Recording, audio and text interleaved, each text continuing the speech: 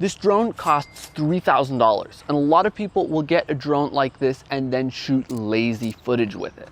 Kind of like I'm doing right now. I got here in the middle of the day, pulled into the parking lot, popped the drone up, I'll do a little bit of an orbit, and here's the shot I'm getting. Honestly, not a bad shot, but it could be so much better. Let's see how a pro would shoot this.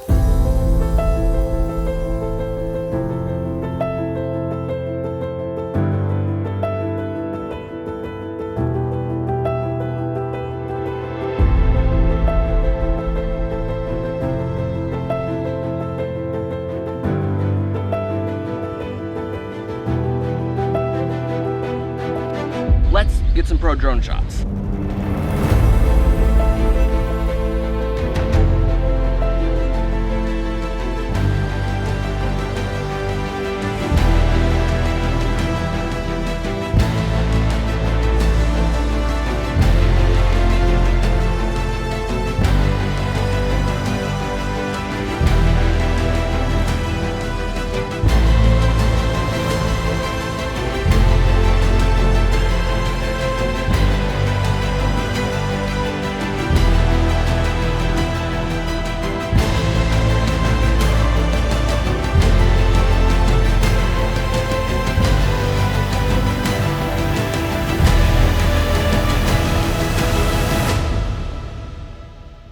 So instead of just pulling into the parking lot in the middle of the day and shooting, I put in the extra effort to camp overnight and then get up at 4 o'clock in the morning and hike 45 minutes up the mountain to get there at sunrise and get much, much better light. Getting up early to shoot at sunrise and get those nice golden hour colors isn't always easy, but it is well worth it. It will totally separate your shots from the average drone pilot who just pulls their drone out whenever during the day and shoots a couple clips without any real thought of shooting at the best time of day to get the best lighting conditions. Now, you don't always have to get up at 5 o'clock in the morning to get the best lighting. Sometimes the best light on a particular location might be at sunset or might even be in the middle of the day, depending on what you're shooting and where it's positioned. But if you put in the effort to figure out how to get the best lighting on the location you're shooting, it will make your shots look so much better. And another bonus of getting out here early is there is no one around, whereas later in the day, and especially around sunset,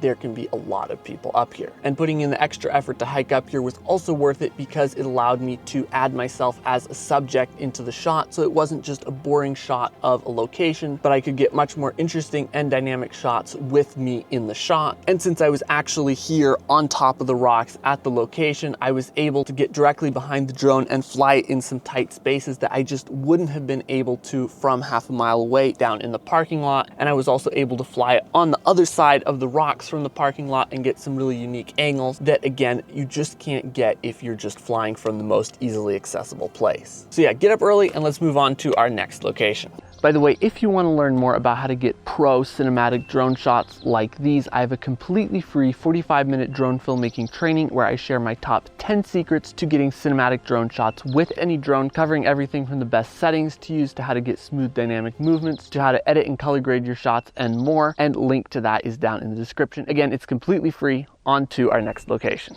So now moving on to the next scene, getting shots of a car. Now, a lot of people would just throw the drone up behind the car in active track and call it a day, but that's a relatively boring shot, and so we want to do something more interesting. And for some variety, we're actually going to get several shots, starting with a shot where we drive the car underneath the drone and drive it into the frame instead of having it in the shot the whole time. If that doesn't make sense, you'll see how it works in just a minute. Just a second, I'm being like attacked by bugs. So I'm going to position the drone at about 30 feet up here, and then I'm going to actually lock vision assist to downward view so that I can always see if I'm on top of the car or not. We'll dial in our camera settings here. All right, you can start going at 15 miles an hour, and then I'll tell you when you can go on up to 20-25. All right, so here we go. We're moving forward directly above the car, trying to keep it right underneath, going about 15.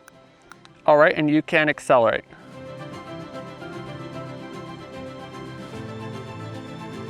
And that looks good. You can turn around at the campground. Okay, let's get out of here and move somewhere else for the next shot because I'm getting eaten alive. So for the next shot, we fly the drone up with the camera pointed straight down while the car drives through the frame.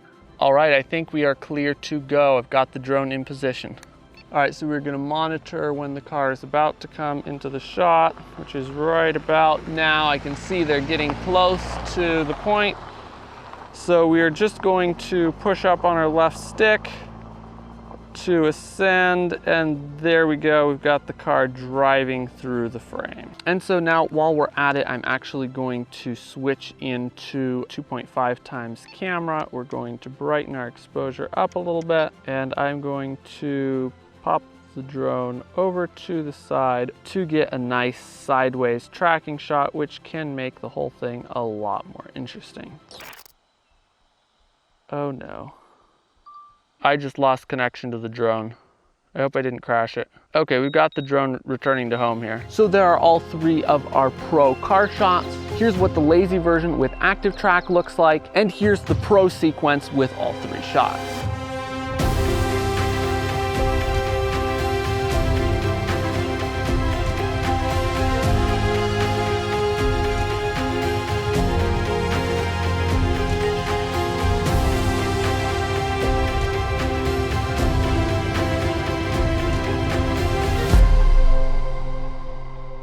Now out here we have some really cool landscapes to film, and what I see a lot of beginners do when they want to get a drone shot of a landscape is just fly the drone up and then just hit record and spin it around in circles. And that is not only a lazy drone shot, it looks absolutely terrible because everything is just panning past the camera way too fast to be able to see anything. So instead of that, we can use some pro drone moves to make the location look amazing. First of all, you can just fly the drone forward and very slowly turn to the right or left. This way, first of all, you're not just panning past things really fast, you're turning very slowly. And second of all, the drone is actually in motion, not just sitting in one place, which makes the shot look way more dynamic. And another great move to show off a landscape is the tilt up reveal. First of all, you just tilt your camera about 45 degrees down, start flying the drone forward, and then slowly tilt the camera up to the horizon to reveal the whole landscape. And as you can see, those pro drone moves make the landscape look way, way better than the lazy way of just sticking the drone in one spot and spinning it around. On to our next location. So just wrapped up shooting another sunrise, and the easiest way to shoot a sunrise or sunset is to just pop the drone up to 400 feet, get some shots of the sunrise, sunset, but many times then you can just see the bright colors in the sky and nothing really on the ground, and it doesn't look all that interesting unless you have the world's most interesting sunset. So instead, you've got to remember that flying higher isn't always better, and bring the drone down close to the ground and fly it past something interesting that will give the shot some extra character. A lot of times I like to fly low over some trees or even between them, or stand on the edge of something and fly the drone past me in the sunset, and that just makes your shot look way more interesting. And if you want to see an extended version of this video with more details on exactly how I did all of these drone shots, plus dozens more tutorials on the best settings to use, how to compose your shots, how to get smooth cinematic movements, how to find locations, how to edit videos, and a whole bunch more, that's all included in my drone filmmaking course, Flying Filmmaker, where I show you every single step of my process for creating professional cinematic drone videos. If you're interested in that, you can go to flyingfilmmakerpro.com, or the link is down in the description. Or if you're not ready to dive into that, I have a completely free 45-minute drone filmmaking training where I share my top 10 secrets to getting cinematic drone shots. Link to that is in the description as well. If you've enjoyed this video, make sure to hit the like button, subscribe for more, and we'll see you in the next one.